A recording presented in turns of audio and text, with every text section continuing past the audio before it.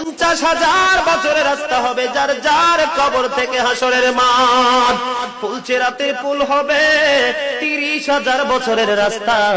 আমার উম্মতগুলো কিভাবে রে পায়ে হেঁটে তারা অতিক্রম করবে? বন্ধু নবী এমনি এমনি কাঁদেনি রে, নবী জানিয়ে দিয়েছে কাল কিয়ামতের ময়দানে উম্মতগুলো খালি পায়ে থাকবে, মাটি তো তামা থাকবে। ও বন্ধু, তাদের শরীরে কোনো পোশাক থাকবে না, উলঙ্গ অবস্থায় থাকবে।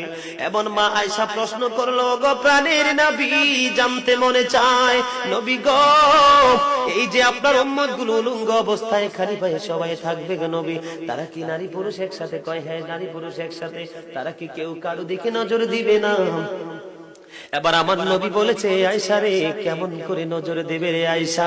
বন্যার পানি যেমনি প্রবল বেগে বৃদ্ধি পেয়ে পৃথিবীর মানুষগুলোকে গ্রাস করে ফেলে, কাল কিয়ামতের দিন এই জাহান্নামের আগুন মানুষের দিকে বন্যার মতো প্রবল বেগে ছুটে এসে মানুষকে ঘিরে ফেলবে। এত ভয়ঙ্কর হবে রে আয়েশা কেরা, এত ভয়ঙ্কর হবে আসুরের দিন, এত ভয়ঙ্কর হবে সেই দিন। আর সেদিন এত বিপজ্জনক হবে, একটা পুরুষ আর একটা নারীর দিকে তাকাইবার মতো সুযোগ থাকবে না।